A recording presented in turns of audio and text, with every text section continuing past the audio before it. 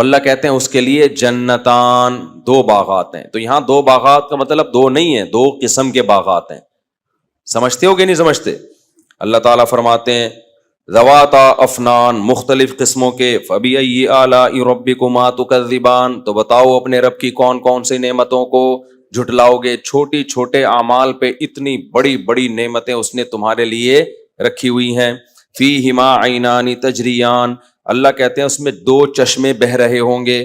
فبأي آلاء ربكما تكذبان فیہما من کل فاکہۃ زوجان، ہر پھل کے مختلف ذائقے ہوں گے. جیسے ہم دنیا میں دیکھتے ہیں نا، ایک سیب نہیں ہے، سیب بیسیوں قسم کے سیب ہیں، تو جنت میں بھی کیا ہوں گے؟ ایک ایک پھل بیسیوں قسم کا ہوگا. فبأي آلاء ربكما تكذبان متكئين على فرش بطائنها من استبرق، تخت لگے ہوں گے اس پر ریشم کی چادروں پہ اور ریشم کے تکیوں پہ ٹیک لگا کے بیٹھے ہوئے ہوں گے. دنیا میں جو نیچرل طریقہ ہے نا استراحت اور آرام کا، وہ یہی ہے. کرسیوں پہ انسان کو سکون نہیں ملتا. تبھی آج کل ہوٹلوں میں ہوتا ہے بڑے بڑے تخت لگا کے گاؤ تکیے لگا دیتے ہیں، اس پہ لوگ ذرا ٹانگیں پھیلا کے، بیگم کی طرف نہ جا رہی ہوں، تھوڑی سی سائڈ پہ جا رہی ہوں، ٹانگیں پھیلا کے. ابا کا تو احترام آج کل مارکیٹ سے کیا چل رہا ہے؟ شارٹ چل رہا ہے. تو لیٹے ہوئے ہوتے ہیں لوگ، اس کا اپنا مزہ ہوتا ہے کہ نہیں ہوتا؟ تو اللہ کہتے ہیں یہ ساری نعمتیں کس کنڈیشن میں ملیں گی؟ ایسے بستروں پر جو ریشم کے ہوں گے، اور ریشم بھی جنت کی، جنت کا ریشم ہوگا، تو اس پہ تکیے لگا کر بیٹھے ہوئے ہوں گے. وَجَنَ الْجَنَّتَيْنِ دَانٍ، اور جو باغات کے جو پھل ہیں نا وہ ایسے لٹک رہے ہوں گے درختوں پہ جن پہ ہاتھ پہنچ رہا ہوگا انسان. ہم نے تو یہ منظر دیکھا ہے، آپ نے بھی. ریڑی سے خرید کے پھل کھانے کا مزہ الگ ہے، اور درختوں پہ لٹکے ہوئے پھل توڑنے کا مزہ الگ ہے.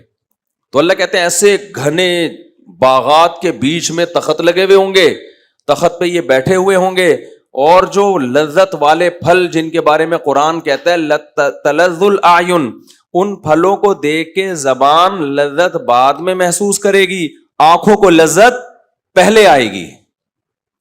ایسی اٹریکشن ہوگی، آنکھیں لذت. اور قرآن کیا کہتا ہے؟ فیہا ما تشتہی انفسکم، جو تمہارے دل میں آئے گا نا وہ چاہت اللہ پوری کرے گا.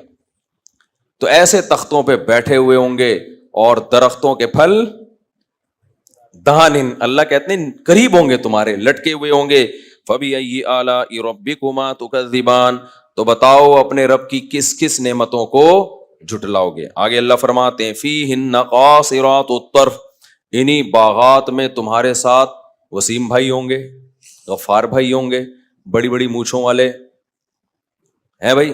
بعض دفعہ بہت اچھی لوکیشن پہ آپ ہوتے ہو، لیکن جس ڈیزائن کے لوگ آپ کے ساتھ بیٹھے ہوئے ہوتے ہیں وہ سارا مزہ کیا کر دیتے ہیں؟ خراب. ایسا ہی ہوتا ہے نا، بڑی اچھی جگہ آپ بیٹھے ہوئے ہو اور بزنس کلاس میں ہو، ساتھ میں گٹکے والا بٹھا دیا کسی نے لا کے، آپ ہے بھائی. تو بہت خوبصورت منظر بھی ہو نا، بندہ آپ کے دائیں بائیں جو پبلک ہے وہ ایسی عجیب عجیب سے بٹھا دیے جائیں تو بھی انسان کو وحشت ہوتی ہے. تو اللہ فرماتے ہیں انہی باغات میں فیہن قاصرات الطرف، نظروں کو جھکانے والی حیادار حوریں ہوں گی. قاصرات الطرف، حیا والی حوریں ہوں گی تمہارے لیے. لم یطمثہن انس قبلہم ولا جان، جنہیں تم سے پہلے نہ کبھی کسی انسان نے چھوا ہوگا اور نہ کبھی جن نے چھوا ہوگا. اللہ نے ان عورتوں کو تمہارے لیے بنایا، آگے آ رہا ہے مقصورات فی الخیام، خیموں میں اللہ نے بند کر دیا ان کو.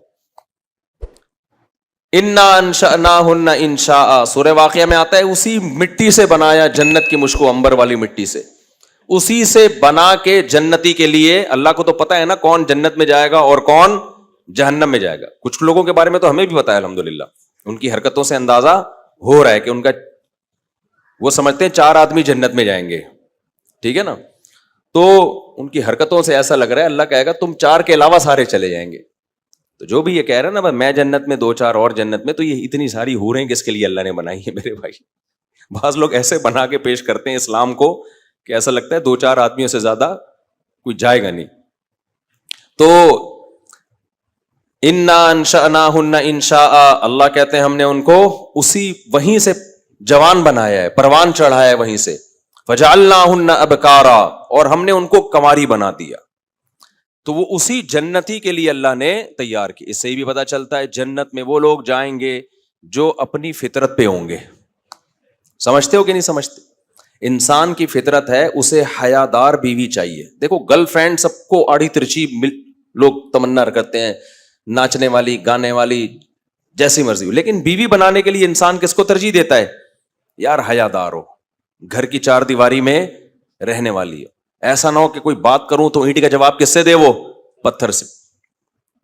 تو جو سوسائٹی میں جو ہمارے ڈرامے فلمیں جس طرح کی ایک وہ ماحول پیدا کر رہے ہیں نا کہ مرد نے یوں دیکھا تو عورت بھی آگے سے یوں دیکھے, مرد یوں جو ہے نا غصہ کرے تو وہ بھی, مرد نے ایک گالی دی تو آگے سے رپلائی میں 4 گالیاں مل رہی ہیں, اور پھر اس کو اپریشیٹ. ہم اینٹ کا جواب ہمیشہ ہم ادھار نہیں رکھتے, ہم ادھار نہیں رکھتے.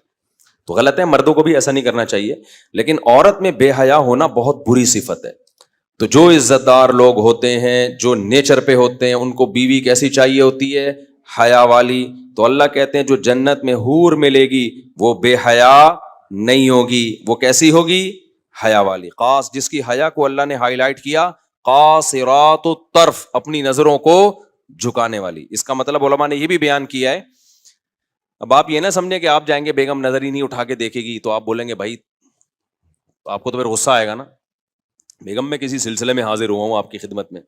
تو قاصرات الطرف کا مطلب غیر مرد سے نظر کو جھکانے والی, اپنے شوہر کے علاوہ اس کے دل میں کوئی بھی نہیں ہوگا. یہ نہیں ہوگا کہ بیگم آج سے تم میری کائنات, آج سے تم میری مسرت. بیگم کہے ٹھیک ہے, تم بھی میرے وسیم اور تم بھی میرے غفار. دنیا میں بعض دفعہ ایسا بھی ہو جاتا ہے. تو قاصرات الطرف, اپنی نظروں کو جھکانے والی. اور اللہ نے اسی جنتی کے لیے اس کو تیار کیا, اس لیے اللہ نے فرمایا لم یطمثہن انس قبلہم ولا جان. اس جنتی سے پہلے نہ کسی انسان نے اس کو چھوا اور نہ کسی جن نے اس کو چھوا ہوگا. اللہ آگے فرماتے ہیں فَبِأَيِّ آلَاءِ رَبِّكُمَا تُكَذِّبَانِ, تو بتاؤ اپنے رب کی کون کون سی نعمت کو جھٹلاؤ گے. کتنی بڑی نعمت ہے یا نہیں ہے کہ اللہ نے نیک لوگوں کے لیے جو نماز قائم کرتے ہیں, زکوٰۃ دیتے ہیں, برائیوں سے بچتے ہیں, معاشرے میں فساد نہیں پھیلاتے, معاشرے میں خیر کا کام کرتے ہیں, ان لوگوں کے لیے اللہ نے ان باغات کے اندر ان حوروں کو تیار کیا ہے.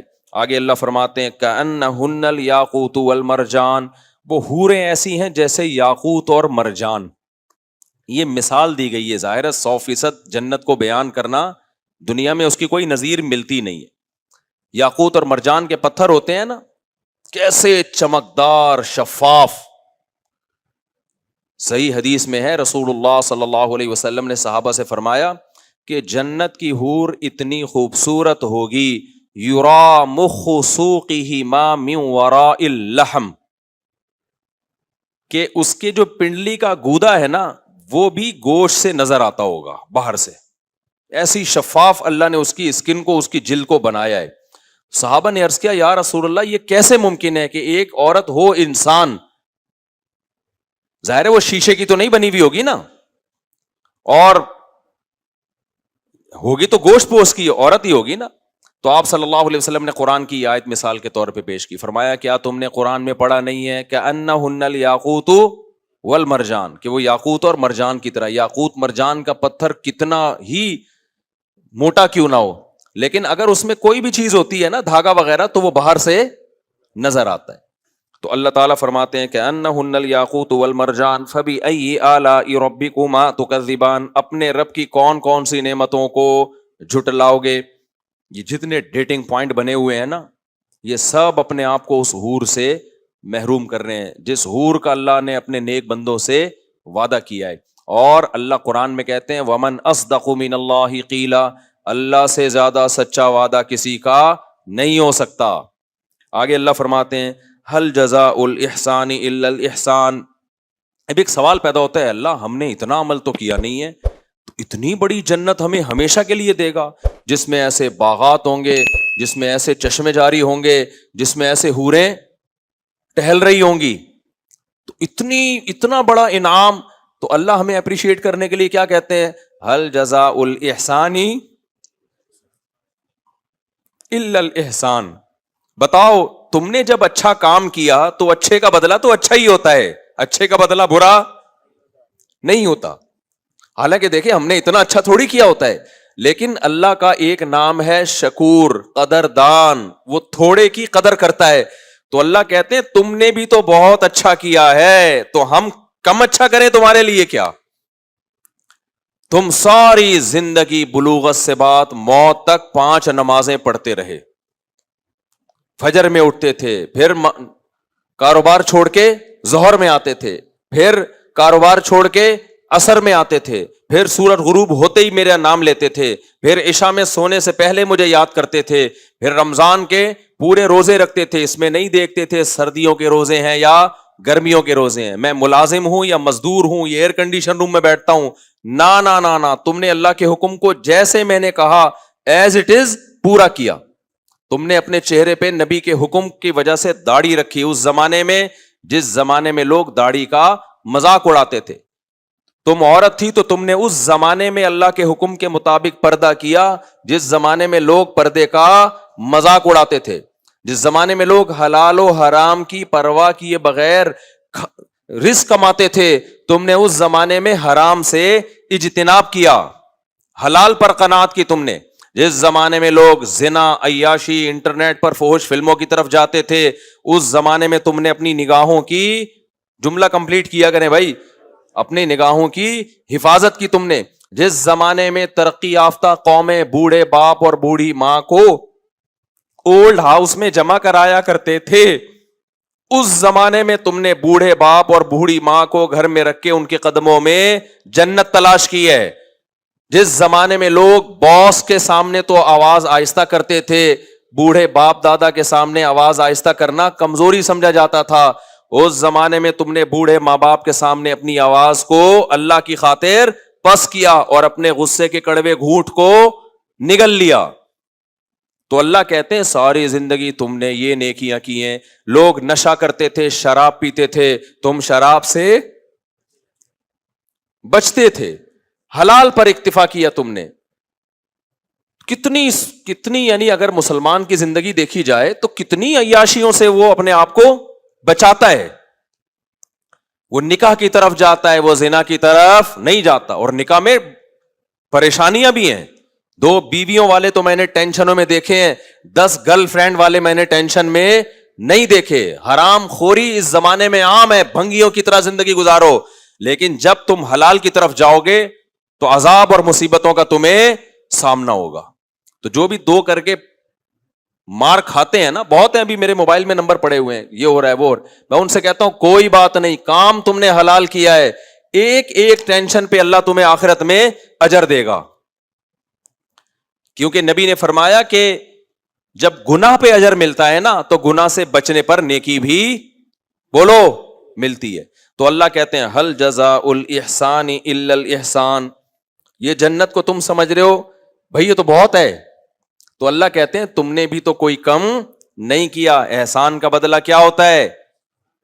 احسان سے مراد یہ نہیں کہ ہم نے اللہ پہ احسان کیا, احسان کہتے ہیں عمل میں ایکسیلنسی, اچھا عمل کرنا. تو اللہ کہتے ہیں تم نے بھی تو اچھا عمل کیا ہے. تبھی میں کہتا ہوں جہاں اپنے گناہ پہ انسان کو ندامت ہونی چاہیے نا, وہاں اپنے اچھے کاموں پہ انسان کو خوشی بھی ہونی چاہیے. کیونکہ اللہ ہمیں خوشی دلا رہا ہوتا ہے اچھے کاموں پہ, جیسے دلا رہا ہے نا کہ تم بھی کیا کر رہے ہو, بہت سے کام اچھے کر رہے ہو. تو اللہ فرماتے ہیں ہل جزاء الاحسان الا الاحسان. پھر آگے اللہ مزید جنتوں کا تذکرہ کرتے ہیں, فرمایا اس کے علاوہ بھی جنتیں ہیں, مدہامتان, جو بہت گہرے باغات والی. فبأي آلاء ربكما تكذبان فيهما عينان نضاختان فيهما فاكهة ونخل ورمان, جس میں پھل بھی ہیں, جس میں کھجور بھی ہیں, جس میں انگور بھی ہیں. فيهن خيرات حسان, جس میں خوبصورت عورتیں بھی ہیں. اور حور مقصورات فی الخیام, جن کو اللہ نے خیموں کے اندر بند کر دیا ہے. سورہ صافات میں اللہ نے جنت کی حور کا الگ انداز سے نقشہ کھینچا ہے. اللہ فرماتے ہیں سورہ صافات میں کأنہن بیض مکنون, اتنی خوبصورت ہوگی جیسے پرندوں کے انڈے جو چھپائے ہوئے ہوتے ہیں نا گھونسلے میں, تو ان پہ کوئی گرد و غبار نہیں ہوتا, صاف ستھرے نہیں ہوتے بالکل. تو اللہ کہتے ہیں بھور کی مثال دے رہے ہیں جیسے جو انڈے ہوتے ہیں اور چھپائے ہوئے انڈے ہوتے ہیں. مختلف قسم کی تعبیرات ہیں یہ قرآن کی, مختلف قسم کی تعبیرات. اور حور کا لفظ کا مطلب کیا ہے؟ حورا. حورا کہتے ہیں سفید, ایسی عورت جس کی آنکھوں میں سفیدی انتہائی سفید ہو اور اس میں سیاہی انتہائی سیاہ ہو, اور بڑی آنکھوں والی. تو جتنے بھی دنیا میں حسن کی مثالیں دی جاتی ہیں, جن کو حسن کا معیار سمجھا جاتا ہے, وہ تمام چیزیں چاہے وہ ظاہری حسن سے متعلق ہوں یا باطنی حسن سے متعلق ہوں, وہ تمام کی تمام اللہ نے جنتی عورت میں پیدا کر دی. تو یہ سورہ رحمان میں اللہ نے کچھ جنت کا نقشہ کھینچا ہے, میں نے بہت زیادہ ڈیٹیل میں نہیں بیان کیا. آگے سورہ واقعہ میں بھی اللہ نے, لیکن سورہ واقعہ میں اللہ نے جتنا اہتمام سے جنت بیان کی اتنے ہی اہتمام سے جہنم کو بھی بیان کیا. تو ہم سورہ واقعہ کی طرف چلتے ہیں. اللہ نے فرمایا وَكُنْتُمْ أَزْوَاجًا ثَلَاثًا, جب قیامت قائم ہوگی تو تم 3 حصوں میں ڈیوائیڈ ہو جاؤ گے. ابھی تو ہم بہت سارے حصوں میں ڈیوائیڈ ہے نا, کوئی کالا ہے, کوئی درمیانہ ہے, کوئی گورا ہے, کوئی سانولا ہے, کوئی جب کلر بتایا جاتا ہے نا لوگوں کا, یہ اندھیرے میں نظر آتا ہے, یہ اندھیرے میں نظر نہیں آتا, اتنا ڈارک ہے کہ اندھیرے میں نظر نہیں آتا, یہ اتنا ہے ڈارک ہے لیکن اندھیرے میں پھر بھی نظر آ جاتا ہے, اور یہ اتنا وائٹ ہے کہ روشنی میں نظر نہیں آ رہا ہوتا, یہ وائٹ ہے لیکن اتنا نہیں ہے کہ روشنی میں نظر ہی نہ آئے. تو مختلف پھر پیسوں کے اعتبار سے تقسیم کیا ہوا ہے ہم نے, یہ پیسے والا, یہ غریب, یہ مالدار, یہ درمیانے طبقے کا, کتنی قسم کی ہیں. پھر قوموں کے لحاظ سے پٹھان ہے, مہاجر ہے, سرائکی ہے, پنجابی ہے, بلوچی ہے. ملکوں کے لحاظ سے یہ پاکستانی ہے, یہ افغانی ہے, یہ ایرانی ہے, یہ ترانی ہے, یہ امریکی ہے, یہ جاپانی ہے. اللہ کہتے ہیں جب قیامت کا سور پھونکا جائے گا تو نہ کوئی جاپانی رہے گا, نہ کوئی پاکستانی رہے گا, نہ کوئی کالا رہے گا, نہ کوئی گورا رہے گا. تم 3 حصوں میں ڈیوائیڈ ہو جاؤ گے. سمجھتے ہو کہ نہیں سمجھتے؟ وَكُنْتُمْ أَزْوَاجًا ثَلَاثًا, کیونکہ اللہ نے ہمیں آزمائش کے لیے پیدا کیا ہے. تو بس جو رزلٹ اناؤنس ہوگا اس میں کہا جائے گا بھائی یہ ہیں جو A+ سے کامیاب ہوئے ہیں. ان میں کچھ جاپانی ہوں گے, کچھ افغانی ہوں گے, کچھ پاکستانی ہوں گے, کچھ سعودی ہوں گے, کچھ کالے ہوں گے, کچھ گورے ہوں گے, کچھ مرد ہوں گے, کچھ عورتیں ہوں گی. اللہ کہتے ہیں یہ A+ والے کہاں چلے جائیں؟ ان کو جو میں نے پیپر دیا تھا اس میں پاکستان, جاپان, افغانستان کا کوئی تذکرہ نہیں تھا. اس میں یہ تھا کہ میری احکامات کو فالو کیا ہے کہ فالو نہیں کیا. جب آپ ایگزام دیتے ہیں تو اس میں کوئی فرق ہوتا ہے؟ بھائی پیپر میں تو جس نے پیپر جتنا حل کیا اس کے حساب سے اس کو نمبر دے دیے جاتے ہیں. تو اللہ کہیں گے کنتم ازواجن ثلاثا, تم کتنے حصوں میں ڈیوائیڈ ہو جاؤ گے؟ 3 حصوں میں. وہ 3 کون سے حصے ہوں گے؟ اللہ فرماتے ہیں فاصحاب المیمنۃ ما اصحاب المیمنہ, ایک وہ ہوں گے جو پاسنگ مارکس لے کے آئیں گے, ایک وہ ہوں گے جو کیا ہوں گے؟ پاس ہو گئے. بہت بڑے فنٹر نہیں, بس یہ وہ جو کبیرہ گناہوں سے بچا کرتے تھے, فرائض کو پورا کرتے تھے, فرائض واجبات کو, اور کبیرہ گناہوں سے بولو بچتے تھے. اور اگر کبھی گناہ ہو جائے تو توبہ میں تاخیر نہیں کرتے تھے, توبہ کے ساتھ دنیا سے گئے ہیں. تو یہ ہوں گے پاسنگ مارکس والے. سمجھتے ہو کہ نہیں سمجھتے؟ بھائی زنا سے بچے, شراب سے بچے, ماں باپ کے ساتھ بدسلوکی, بہت خدمت بھی نہیں کی لیکن بدتمیزی بھی نہیں کی, ٹھیک ہے نا, رشتہ داری توڑی بھی نہیں لیکن جوڑنے میں بھی کوئی خاص کردار ادا بولو نہیں کیا. سمجھ رہے ہو؟ شادی بھی ایک کی لیکن زنا بھی نہیں کیا. ایکسیلنسی تو پھر 4 ہے نا. خیر, تو اور اس طرح جتنے بھی کام ہے نا ان میں بس اتنا کیا کہ شریعت کا واجب حکم زندگی میں بس ایک فرض حج کر لیا. پیسہ تھا پھر بھی انہوں نے کہا بس ہو گیا نا, بس کافی ہے, ایک فرض حج زندگی کے لیے کیا ہے؟ کافی ہے. زکوٰۃ اور صدقات واجبہ دے دیے, تھوڑی بہت جہاں ضرورت تھی وہاں بھی صدقہ دے دیا, زیادہ آگے جانے کی کوشش نہیں کی. فوکس زیادہ دنیا ہی کو کیا ان لوگوں نے. لیکن اتنا جہاں دنیا اور آخرت میں ٹکراؤ آیا تو پھر آخرت کو ترجیح دی, لیکن زیادہ آگے جانے کی کوشش بولو نا نہیں. تو اللہ فرماتے ہیں یہ ہیں اصحاب المیمنہ, دائیں ہاتھ والے. آگے فرماتے ہیں ما اصحاب المیمنہ, واہ واہ کیا خوب ہیں دائیں ہاتھ والے. یعنی اتنا بھی کر لو تو یہ بھی تھوڑا بولو نہیں, یہ بھی جنت میں جائیں گے, اور وہ جنت تھوڑی بھی بہت زیادہ ہے, وہ تھوڑی بھی کم نہیں ہے. تو آگے اللہ فرماتے ہیں وَأَصْحَابُ الْمَشْأَمَةِ, کچھ لوگ ہوں گے جن کو اعمال نامہ لیفٹ ہینڈ میں دیا جائے گا. یہ وہ لوگ ہیں جن کی برائیاں ان کی نیکیوں پہ زیادہ وزنی ہو گئی. کبیرہ گناہ کرتے تھے, توبہ کی توفیق نہیں ملتی تھی, نمازیں چھوڑ دیتے تھے, عورت بے پردہ رہتی تھی, جو بھی قطع رحمی, رشتہ داریاں توڑتے تھے, خونی رشتوں کو آپس میں لڑاتے تھے. یاد رکھو یہ چغلی جو ہے نا, چغلی ادھر کی ادھر ادھر کی ادھر, یہ ہلکا جرم نہیں ہے. نبی نے فرمایا 2 شخصوں کے بارے میں کہ ان کو عذاب قبر ہو رہا ہے. ایک پیشاب سے احتیاط نہیں کرتے تھے, ناپاک جب رہے گا انسان تو نماز نہیں ہوگی نا. دوسرے کیا, یمشی بن نمیمہ, ادھر کی ادھر ادھر کی ادھر. بعض لوگوں کی عادت ہوتی ہے ہر وقت نیگیٹیوٹی سوسائٹی میں پھیلاتے ہیں اور اچھے اچھے رشتوں کو آپس میں لڑا دیتے ہیں, میاں بیوی میں طلاقیں کروا دیتے ہیں. اور یہ کام, میاں بیوی میں طلاقوں والا کام, نندے اور بھابیاں جس اسٹائل سے کرتی ہیں, یہ صلاحیت اس کائنات میں اللہ نے کسی اور کو نہیں دی ہے.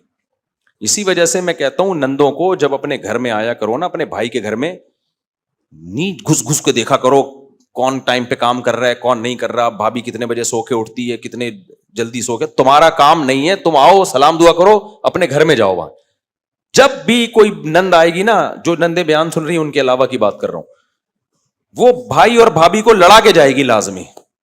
یہ رپورٹ ہے, یہ ہوائی اخباروں کی خبریں نہیں ہیں. یہ ہمارا اپنا چلتا پھرتا ریسرچ سینٹر ہے, میرا ریسرچ پیپر بھی ہے ایک میرے پاس, ٹھیک ہے نا, تو اس کی ریسرچ ہے یہ.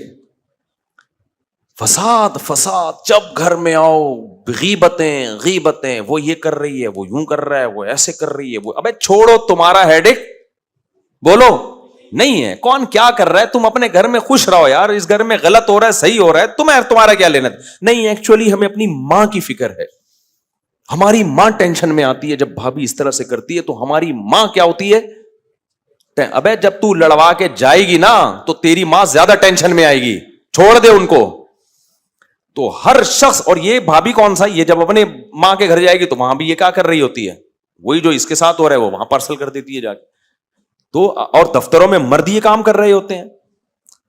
مرد کون سا آج کل ٹھیک ہے دفتروں میں, ابے اس کی تنخواہ دے گا, نیا نیا آیا تنخواہ 1 لاکھ لے رہا ہے, یہی تو ہے, اس میں ہم نے 20 سال سے گھاس کھا رہے ہیں یہاں پہ.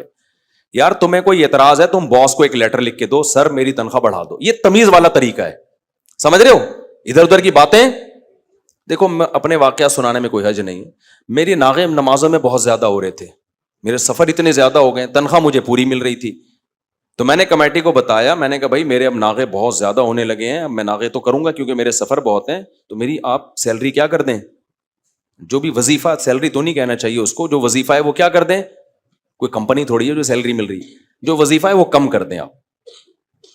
تو انہوں نے اگنور کر دیا. میں نے 2 دفعہ کہا, میں نے کہا مجھے خود اب اچھا نہیں لگتا جب میں ذمہ داری پوری نہیں کر رہا ہوں, تو وظیفہ کیا کرو بھائی.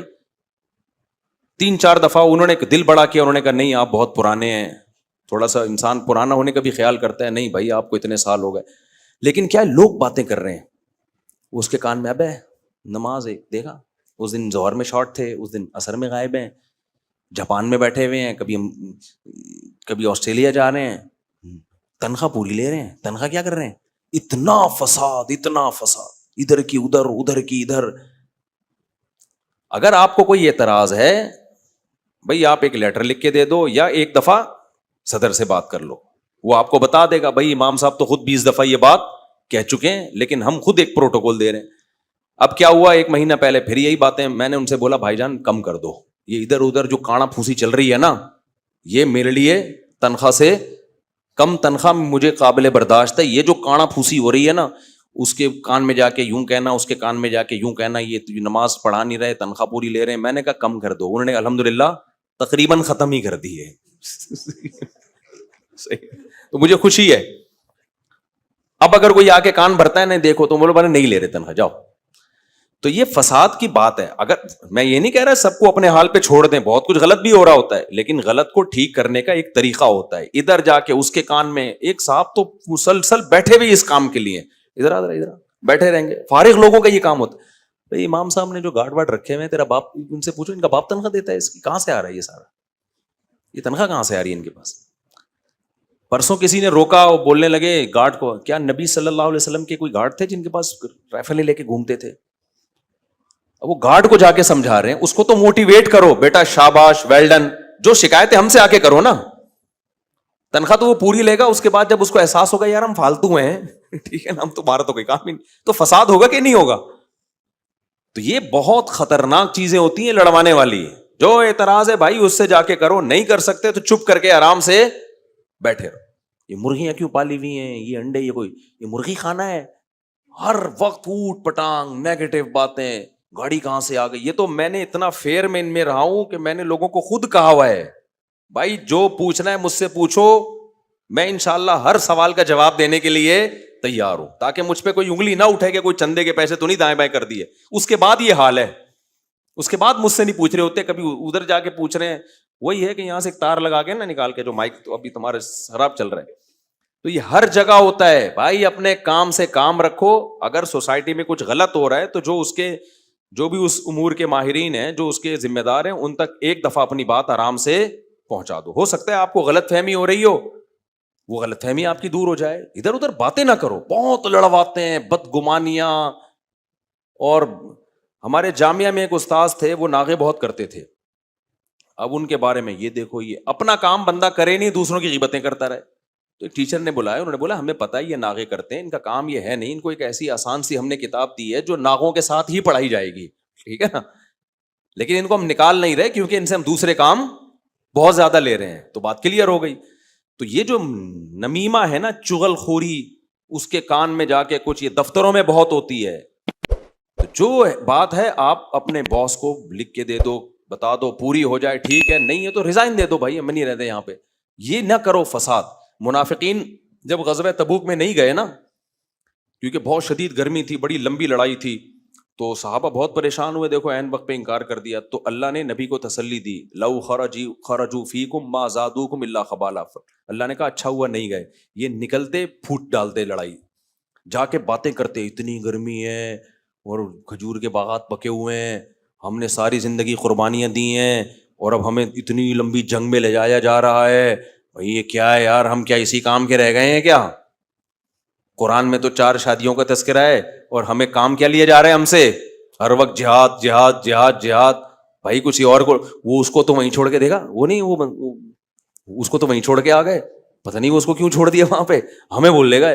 تو اللہ کہتے ہیں یہ انہوں نے تمہارے بیچ میں رہ کے اتنی نیگیٹیوٹی پھیلانی تھی کہ ان کے جانے سے تمہیں وہ فائدہ نہیں ہونا تھا جو جانے سے تمہیں نقصان ہونا تھا. تو ہر سوسائٹی میں ایسے لوگ بولو ہوتے ہیں, گھر میں بھی ہوتے ہیں. سے کہنا پڑتا ہے, بعض مائیں بھی لڑاتی ہیں اپنے بچوں کو, یہ بھی ایک گراؤنڈ ریئلٹی ہے.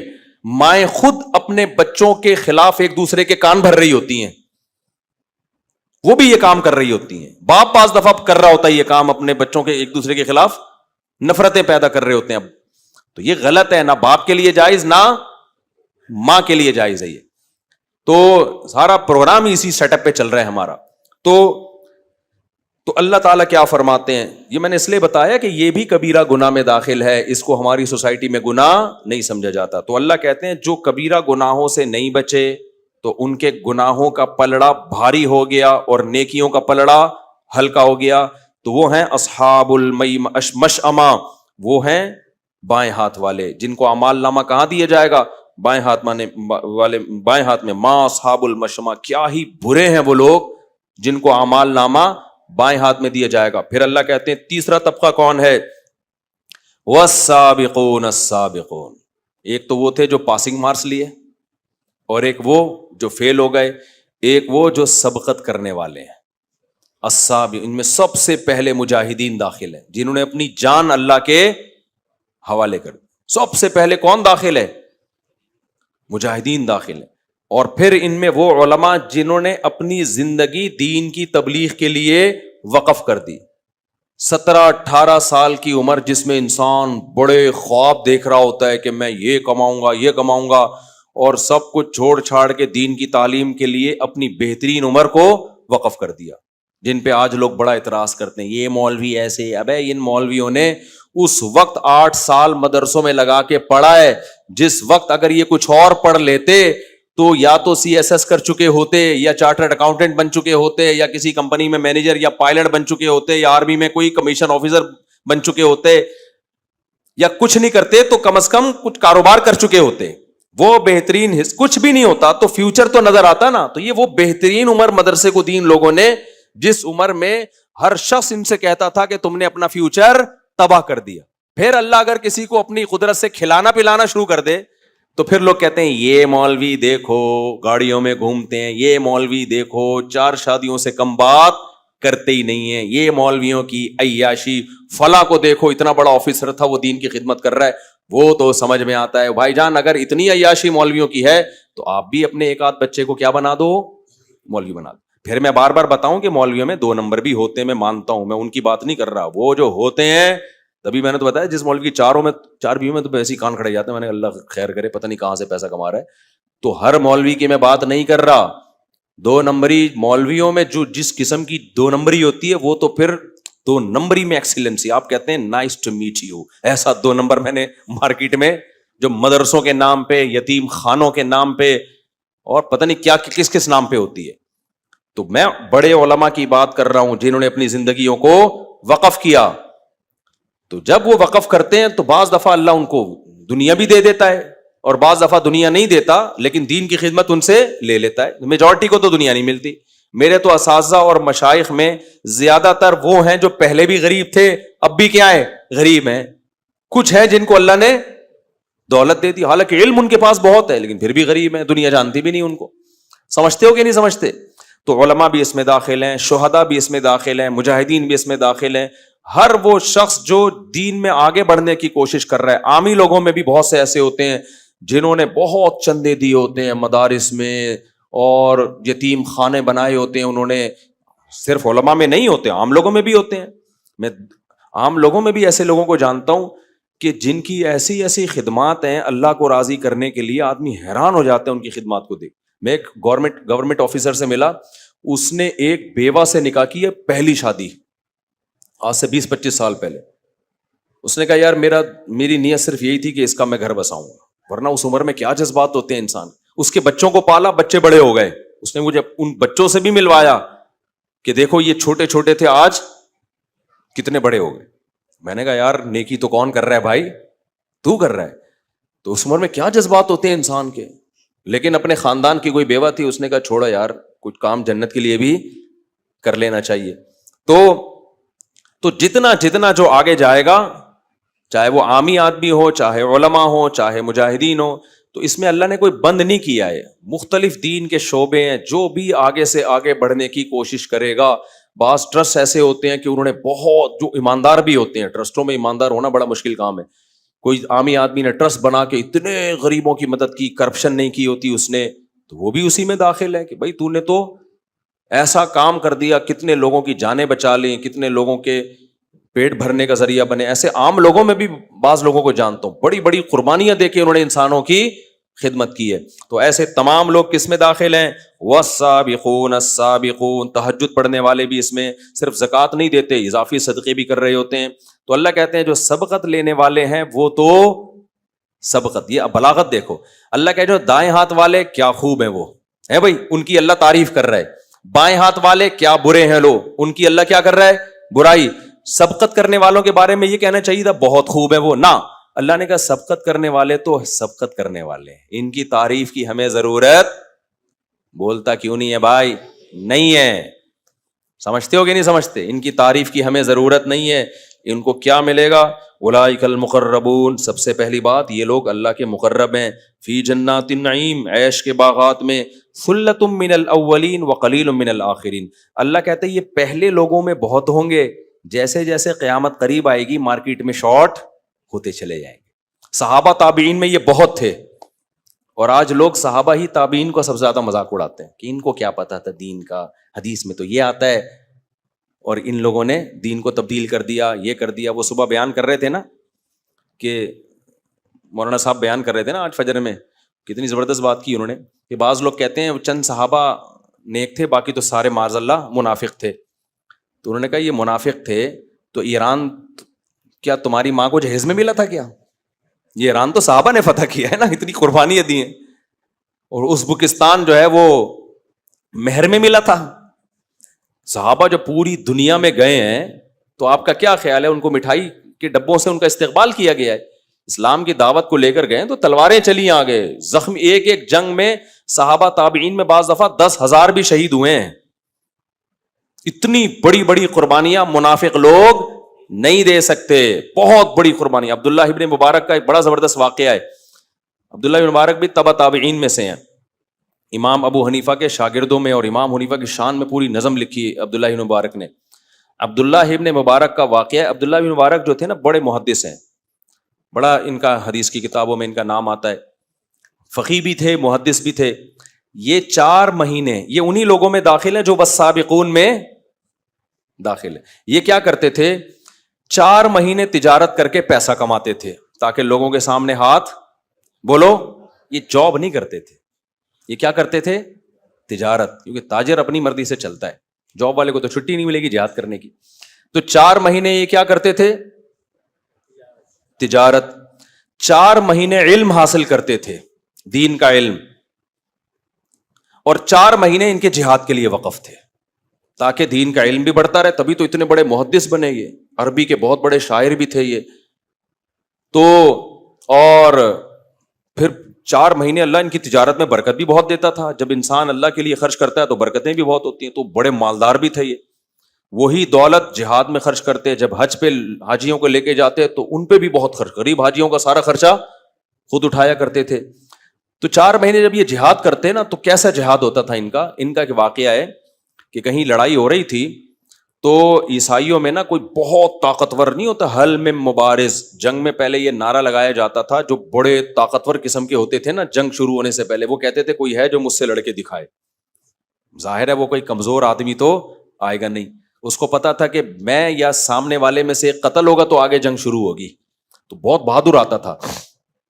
تو ایک بڑا بہادر سامنے نکل کر آیا اور کہنے لگا کوئی ہے مجھ سے لڑنے والا. اب مسلمان فوجیں دیکھ رہی ہیں تو مسلمانوں میں کوئی گئے مجاہد بہادر, وہ لڑے لیکن وہ شہید ہو گئے, اس نے ان کو شہید کر دیا. پھر دوسرا آیا وہ بھی شہید مسلمانوں میں, تیسرا آیا وہ بھی شہید. اب مسلمانوں کی ذلت. تو راوی جو اس روایت کے راوی ہیں نا وہ کہتے ہیں کہ میں نے ایک شخص کو دیکھا جس نے ڈھاٹا باندھا ہوا ہے. ڈھاٹا اس لیے باندھا ہوا تاکہ میری بہادری لوگوں کے سامنے بولو نہ آئے, لوگوں کو نہ پتا چلے. گا آج ہم ذرا سا کام کر رہے ہوتے ہیں نا, کیمرے کے سامنے یوں کر کے آ رہے ہوتے ہیں, یوں کر کے نا, اس کو ہٹا بے آگے سے ہٹو, یوں کر کے اس طرح آ رہے ہوتے ہیں. سمجھ رہے کہ نہیں سمجھ. تو وہ راوی حدیث کے جو اس روایت کے راوی ہیں وہ یہ کہتے ہیں کہ میں نے دیکھا کہ ایک شخص ڈھاٹا بندھا ہوا ہے, منہ چھپایا ہوا ہے نا تاکہ میری بہادری پتہ نہ چلے, اور آیا اور اس کافر کو قتل کر دیا. لڑائی ہوئی, دونوں کی تلواریں چلیں, اس کو مار دیا. تو کافروں کی طرف سے پھر دوسرا آیا, اس نے اس کو بھی قتل کر دیا. تیسرا آیا, انہوں نے اس کو بھی قتل کر دیا. اور یہ 3 بندے قتل کر کے یہ واپس مجاہدین کے صف میں گھس گئے, چھپ گئے تاکہ لوگوں کو پتہ نہ چلے کہ میں کون ہوں. کہتے ہیں میں تعاقب میں تھا کہ بھائی میں اس بندے کو نہیں چھوڑوں گا. کہہ رہے میں قریب جا کے جب ان کا نقاب ہٹایا ہے نا تو وہ عبداللہ ابن مبارک تھے. یہ بڑے محدث بھی تھے, فقیہ بھی تھے. تو دیکھو کیسے زندگی کو انہوں نے مینج کیا, گھر بھی چلایا, 4 مہینے پیسہ کمایا, بھائی بیوی بچے بھی. یہ نہیں یہ لوگ کرتے تھے کہ ایکچولی ہمیں شادی نہیں کرنی ابھی چونکہ مجاہدین ہیں, جہاد ہے, اپنی ریاست اسٹیٹ کو ہم نے بلندیوں پہ لے جانا ہے, یہ بچے پیدا کرنا یہ ترقی یافتہ قوموں کا کام نہیں ہے. ان کو پتا تھا بھائی جس طرح سے شہادتیں ہو رہی ہیں, نئی نسل ہوگی تو ہماری جگہ سنبھالے گی, نئی نسل ختم ہو گئی تو ہماری جگہ کوئی بھی نہیں سنبھالے گا. اور دوسری بات کہ آج ہم شادی کر کے کسی بیوہ کو ٹھکانہ نہیں دیں گے تو کل ہماری عورتیں بھی تو بیوہ ہو سکتی ہیں, ہمارے بچے بھی تو در بدر کی ٹھوکریں کھا سکتے ہیں. تو جو ریاست ہوگی, اسٹیٹ ہوگی, وہ مجاہدین کے جہاد کے لیے فنڈ جمع کرے گی, ان کے بیواؤں کا خیال کرے گی. اس پہ تو ریاست پہ اتنا بوجھ آ جائے گا. پرانی جہادی تنظیموں کا مجھے یاد ہے کہ کوئی آئے میرے لیے کہنے لگے اتنی ہمارے پاس بیوہ عورتیں ہیں جن کا فنڈ چاہیے ہمیں. تو میں نے کہا ان کی مجاہدین سے شادی کراؤ نا, ان کی شادی کراؤ. تمہارا سارا خرچہ تو کس میں خرچ ہو رہا ہے, بیواؤں کی کفالت میں خرچ ہو رہا ہے. تو صحابہ کرام کے ہاں یہ سیٹ اپ نہیں تھا, بیواؤں کی کفالت کا اسٹیٹ پہ بوجھ بولو نہیں تھا, نہ ان کو جاب کرنی پڑتی تھی. نہ جاب کرنی پڑتی تھی تو مجاہدین نکاح کرتے تھے, کوئی بات نہیں بھائی, شہید ہو گیا دوسرا اس کی بیوہ سے نکاح کر لے گا, وہ شہید ہو گیا تیسرا اس کی بیوہ سے. یہ کمبختی نحوست ہندوؤں سے ہم میں آئی ہے کہ ایکچولی کر کے نا ابے لگے ہاتھوں سارے کام ہوں گے, بچے بھی اسپیڈ سے پیدا ہوں گے, بیوہ عورتوں کے نکاح بھی ہوں گے, آپ جتنے مصروف ہو, میدان جنگ میں ہو, تجارت میں ہو, CSS کر رہے ہو, چارٹرڈ اکاؤنٹنٹ بن رہے ہو, MBA کر رہے ہو, شادی ساتھ ساتھ چلتی رہے گی. سمجھتے ہو کہ نہیں سمجھتے؟ کوئی کام رکے گا نہیں, رک گئے تو بڑھ گیا پروگرام, بڈھے ہو جاؤ گے اور پھر آگے بڑے مسائل کھڑے ہوں گے. تو صحابہ جہاد سے زیادہ دنیا میں کوئی مشکل کام نہیں ہے جو انسان کو دنیا سے غافل کرے. صحابہ نے جہاد کو بھی شادیوں میں رکاوٹ بولو نہیں سمجھا, اور اسی وجہ سے کامیاب تھے. اور افغانستان میں بھی ایسا ہی ہوا ہے, اتنے مجاہدین شہید ہوئے لیکن ان کی بیواؤں کا کوئی زیادہ مسئلہ کھڑا نہیں ہوئے. مسائل میں ہی کہہ رہا, لیکن کیا ہو, ایک بھائی شہید ہوا, اس کی بیوہ سے دوسرے بھائی نے شادی کر لی, پہلے سے اس کی بیوی تھی تو اس نے ایک اور کر لی. پھر 2 بھائی شہید ہوئے تو 2 بیوہ ہو گئی نا, تو تیسرے نے ان دونوں سے نکاح کر لیا اور اپنی بھی ہے. ہمارے ہاں ایک شہید بھی نبی ہو نا, طبعی موت مر جائے, اس کی بیوی 22 سال کی بھی ہو تو زندگی بھر کے لیے عذاب.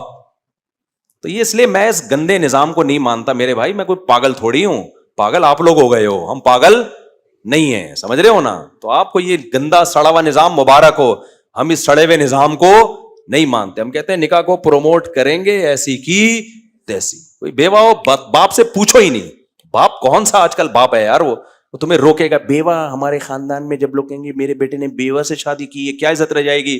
چھوڑ دو یہ باتیں, بولو ابا آپ کی بیٹی اگر بیوہ ہو جائے نا, پھر کوئی رشتے کا پیغام بھیجے تو پھر آپ یہ بولنا. تو یہ زنا کو سوسائٹی میں روکو, جو لگے ہاتھوں رشتہ مارکیٹ میں آتا ہے نمٹاؤ اس کو, سمجھ رہے ہو. ہاں جو اچھا لگے, ایسا نہ ہو بیوہ کے چکر میں ایسی سے کر لو جو اچھی نہیں لگ رہی ہے آپ کو, پھر ایک مسئلہ, کیونکہ بیوی ہے نا بہرحال, وہ اٹریکشن بھی تو ہو.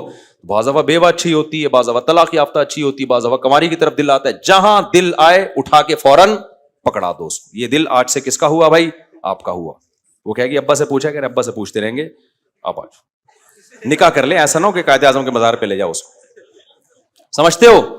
تو سوسائٹی کی ایسی کی کیا کر دو, تیسی کر دو, بھاڑ میں جائے یار اس سڑا ہوا گندا پلید نظام جس میں 22 سال میں لڑکی بیوہ ہوتی ہے اور 44 سال تک وہ نکاح کی کوئی امید نہیں ہوتی. جاب کرتی ہے, جاب میں ہر جگہ دفتروں میں لوگ اس پہ گندی نظریں ڈال رہے ہوتے ہیں, اپنے سے زیادہ اس کو اپنی چھوٹی بیٹیوں کی فکریں ہوتی ہیں. سڑا ہوا غلیظ نظام نامنظور, اور اس میں چنگیز خان بننا پڑے گا تمہیں. یہ تمیز سے ہونے, میں نے جب شادی کی تھی تمیز سے واللہ نہیں کی تھی. میں نے جب دوسری شادی کی, آپ کیا سمجھ رہے, میں دولہا بن کے جا رہا تھا, صحرا میرے گلے میں تھا اور مجھے گھوڑے پہ بٹھا کے, پہلی تو ایسے ہوئی ہے, صحرا میرا تو وہاں بھی نہیں تھا لیکن عزت سے ہوئی ہے. دوسری تھوڑی ایسے عزت سے ہوتی ہے, کوئی صحرا گلے میں نہیں تھا, چھپتے پھر رہے تھے, موسٹ وانٹیڈ بنے ہوئے تھے, دھمکیاں آ رہی تھیں.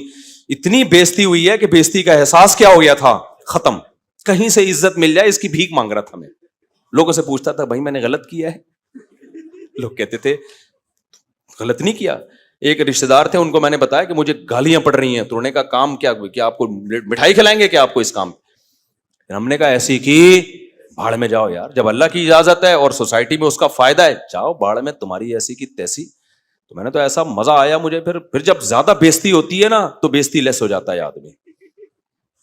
شروع میں بہت ڈپریشن میں آ جاؤں, میری نیندیں اڑی ہیں کہ میں نے کیا ہے یار.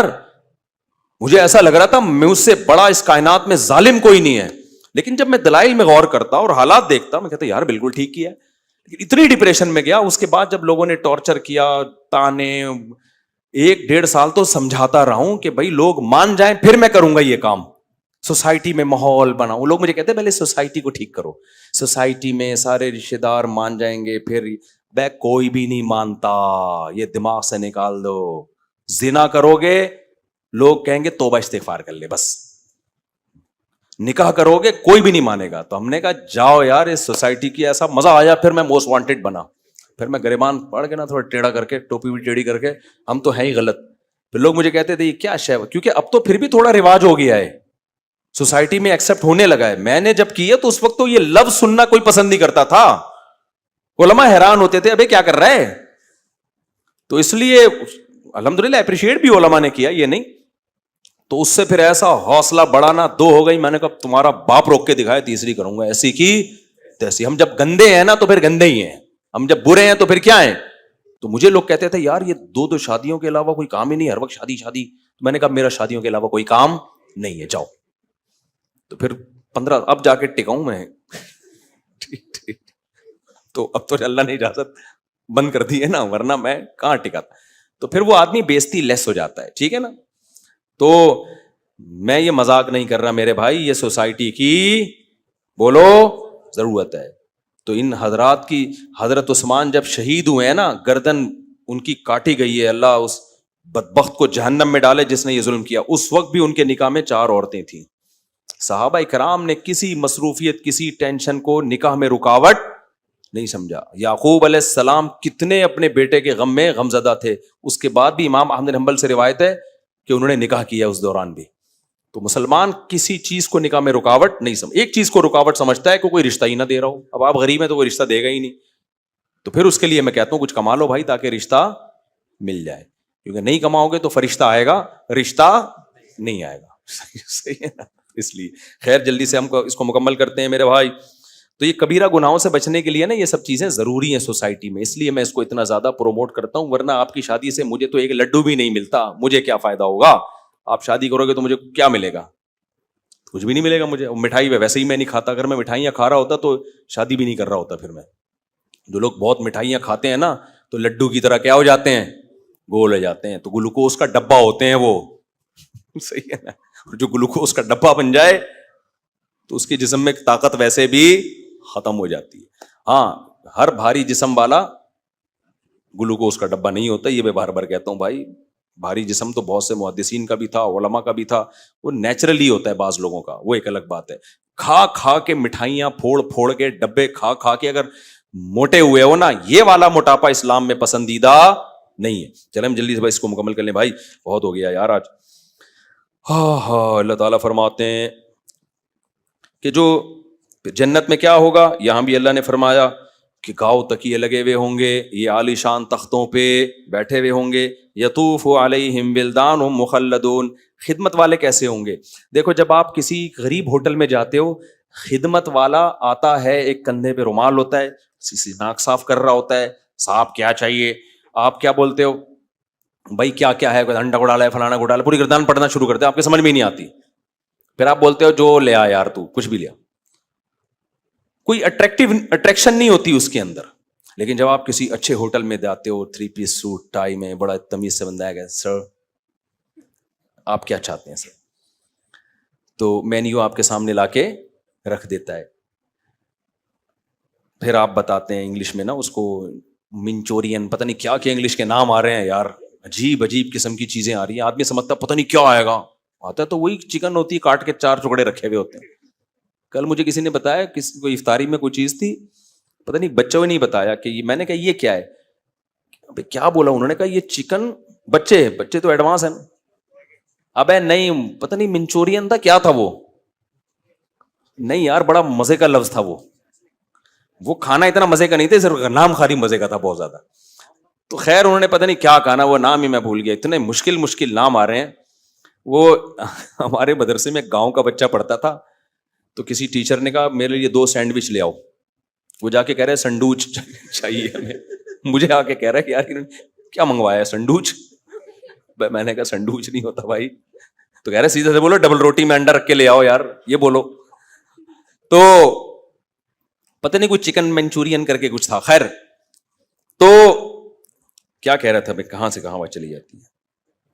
ہاں, تو میں کہہ رہا تھا ہوٹل میں جو ویٹر ہوتا ہے نا, اس کی ڈریسنگ کا بھی ایک اثر ہوتا ہے. جب وہ آتا ہے تمیز سے ملتا ہے, تمیز سے اس کی ڈریسنگ ہوتی ہے, اس کے بال وال بنے ہوئے ہوتے ہیں, نہایا ہوا ہوتا ہے, وہ کوئی بدبو شدبو بغلوں کا تو اللہ ہی حال جانے, تو اوپر سے بہرحال بڑا اچھا لگ رہا ہوتا ہے. تو یہ ہوٹل والے یہ انتظام کیوں کرتے ہیں بھائی, کسٹمر ایسا ماحول دیکھ کے کیا ہوتا ہے, خوش ہوتا ہے. تو اللہ کیا فرماتے ہیں, جنت میں جو خدمت کے لیے میں نے لوگ رکھے ہوں گے, یطوف علیہم ولدان مخلدون, وہ خوبصورت بچے ہوں گے, اتنے پیارے خوبصورت بچے ہوں گے کہ سورہ دہر میں اللہ نے فرمایا اذا رأیتہم حسبتہم لؤلؤا منثورا, جیسے خوبصورت موتی کے دانے, جب تسبیح ٹوٹتی ہے نا, اس کے دانے کیسے بکھرتے ہیں, تو ایسے لگے گا جیسے موتیاں ہیں جو جنت میں اللہ نے بکھیر دی ہیں, خوبصورت موتیوں کی لڑیاں ہیں جو جنت میں اللہ نے بکھیر دی. ایسے خوبصورت پیارے بچے وہ کس کام کے لیے ہوں گے؟ خدمت کے لیے. بِأَكْوَابٍ وَأَبَارِيقَ وَكَأْسٍ مِّن مَّعِينٍ, وہ شراب کے پیالے لے کے یطوف گھوم رہے ہوں گے, چکر لگا رہے ہوں گے. چکر لگانے کا اپنا مزہ ہے. ویٹر کو دیکھنا آپ نے, کبھی ٹھش کر کے ادھر بھاگ رہا ہوتا ہے, کبھی ادھر بھاگ, یس سر ابھی لایا سر, 1 منٹ, آپ ہی کا چانپیں آپ ہی کی تیار ہو رہی ہیں, یعنی بکرے کی ہو رہی ہیں لیکن آپ کے لیے ہو رہی ہیں. ایسا نہ سمجھے یار میری چانپیں ہی بنا کے لا رہے. تو کیسے گھوم رہا ہوتا ہے نا. تو اللہ کہتے ہیں وہ خوبصورت بچے جو خوبصورت موتیوں کی طرح بکھرے ہوئے ہوں گے, یطوف, وہ چکر لگا رہے ہوں گے, بار بار آ رہے جا رہے ہوں گے, آپ کو کیا چاہیے.